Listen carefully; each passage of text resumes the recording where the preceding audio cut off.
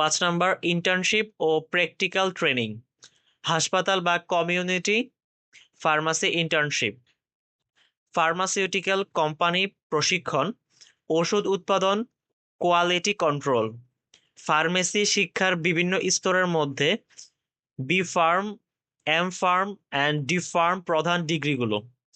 এদের মধ্যে মূল পার্থক্য হলো শিক্ষার স্তর, কোর্সের সময়, পাঠ্যক্রম এবং ক্যারিয়ার সুযোগ।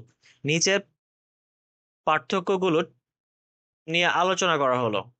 সহজভাবে বললে, ডি ফার্ম পেশাদার ফার্মাসিস্ট হওয়ার জন্য পূর্ণাঙ্গ স্নাতক ডিগ্রি।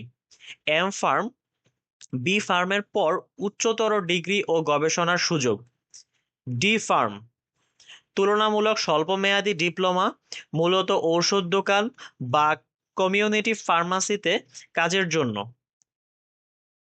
ফার্মেসি পড়ার জন্য যোগ্যতা বাংলাদেশে একাডেমিক যোগ্যতা বিজ্ঞান বিভাগ থেকে এসএসসি এবং এইচএসসি উত্তীর্ণ হতে হবে।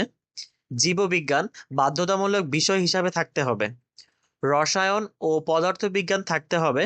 সরকারি বিশ্ববিদ্যালয়ের ক্ষেত্রে সাধারণত নির্দিষ্ট ন্যূনতম জিপিএ শর্ত থাকে। নিয়ম প্রতি বছর পরিবর্তন হতে পারে, তাই অফিসিয়াল নোটিশ অবশ্যই ভালোভাবে দেখে নিতে হবে। ফার্মেসি ডিগ্রি নিয়ে কি